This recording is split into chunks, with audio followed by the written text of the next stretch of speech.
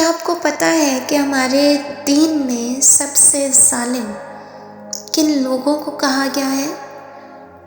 ان لوگوں کو نہیں کہ جنہوں نے قرآن نہیں پڑھا یا جن لوگوں نے دین کو نہیں سیکھا، بلکہ ان لوگوں کو کہا گیا ہے کہ جس نے قرآن پڑھا اور اسے پڑھ کر بھی سنایا گیا اور اس نے وقتی طور پر تو اس چیز پر سر ہلا دیا اور ہاں میں ہاں بھی ملا دی، لیکن اس کے بعد وہ اپنی روٹین کے اندر،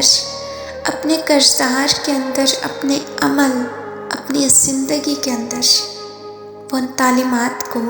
شامل نہ کر سکا۔ یعنی قرآن پاک جب ہم پڑھتے ہیں اور قرآن پاک کی طرف سے جو ہمیں ایک میسج ملتا ہے، اللہ کا جو کلام ہے، وہ اس پر عمل نہ کر سکا، تو اس سے بڑا کوئی ظالم ہو سکتا ہے یا اس سے بڑھ کر کوئی ظلم ہو سکتا ہے کہ ایک ایسا شخص جس پر قرآن کا بھی اثر نہیں ہو رہا، یعنی آپ کو اس وقت تو یہ لگ رہا ہے کہ وہ سن رہا ہے اور وہ ان سب باتوں پر عمل بھی کرے گا، ہاں میں ہاں بھی ملاتا ہے، لیکن جب آپ اس کے ڈیلنگز کو دیکھیں، جب آپ اس کی زندگی کے اندر دیکھیں، اس کی ترجیحات کو دیکھیں، اس کے اپنے کردار کے اندر دیکھیں، تو اس کی اپنی لائف کے اندر آپ کو اس کا کوئی بھی نمونہ نہیں ملتا، آپ کو اس کی کوئی بھی مثال ایسی نہ ملتی ہو، تو اس سے بڑا کوئی ظالم ہو سکتا ہے؟ نہیں۔ تو یہ ہے اصل زیادتی جو ہم اپنے ساتھ کر رہے ہوتے ہیں، جو آپ اپنے ساتھ کر رہے ہوتے ہیں، اور اس سے بڑا المیہ اور کیا ہو سکتا ہے؟ یعنی آپ افسوس در افسوس کر سکتے ہیں اس بات پر۔ ایک چیز ہوتی ہے ڈس ایبلٹی، تو ڈس ایبل وہ لوگ نہیں ہوتے جو دیکھ نہیں سکتے یا جو چل نہیں سکتے یا جو ہماری طرح چیزوں کو اپنی لائف میں انجوائے نہیں کر سکتے، یا جن لوگوں میں بائی برتھ کوئی ڈس ایبلٹی ہوتی ہے، actually they are not disables. Disable وہ ہوتا ہے جس کو اللہ نے دیکھنے کی اہلیت تو دی ہو لیکن وہ دیکھ نہ پا رہا ہو، جس کو بولنے کی اللہ تعالیٰ نے طاقت دی ہو، زبان دی ہو، لیکن وہ بول نہ پا رہا ہو، جو سب کچھ کر سکتا ہو، اللہ نے اس کو ہر ایک نعمت سے نوازا ہو، لیکن وہ تب بھی اس کے اوپر شکر نہ ادا کرتا، تو یہ ہے اصل ڈس ایبلٹی، یہ ہے صحیح معنوں میں ڈس ایبل ہونا۔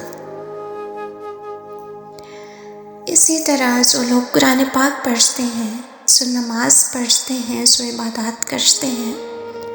لیکن ان کی اپنی ہی عملی زندگی میں آپ کو وہ ایک ڈوئل پرسنالٹی کے طور پر دیکھنے کو ملتے ہیں، تو اس سے بڑی زیادتی اور اس سے بڑا ظلم اور کیا ہو سکتا ہے؟ اور اس کے علاوہ پھر کیا رہ جاتا ہے ہمارے پاس کہ اسی کے بارے میں ہم یہ بولتے ہیں کہ جو اللہ کا کلام ہے، جو آیات ہیں قرآن پاک کی، یعنی یہی وہ چیزیں ہیں جو ہماری زندگی بدل سکتی ہیں، ہمارا دل بدل سکتی ہیں، اور یہی ہمارے دلوں تک پہنچتا ہے۔ تو اگر یہی آپ کو یا کسی کو نہ بدل سکے، یہی چیز اگر کسی پہ اثر انداز نہ ہو،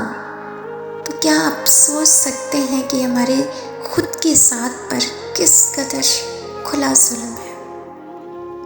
اور اس کا تعلق بھی کہیں نہ کہیں ہماری ہدایت سے ہے۔ یعنی جو شخص ہدایت چاہتا ہوگا،